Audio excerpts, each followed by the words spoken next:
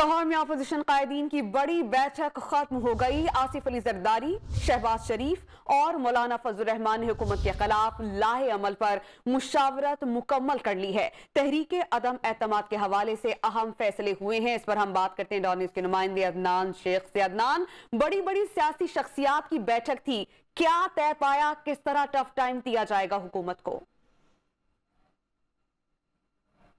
Town Lahore में शहबाज शरीफ की रियासत पर और इस मुलाकात के अंदर अहम बड़े फैसले हुए हैं।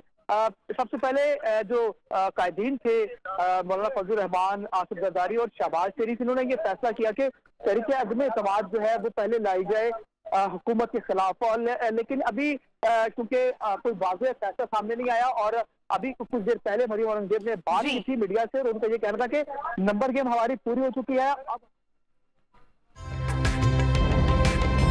ताज़ा तरीन वीडियोस के लिए हमारा YouTube चैनल सब्सक्राइब करके बेल आइकन प्रेस करिए ताकि आपको मिले हर अपडेट सबसे पहले।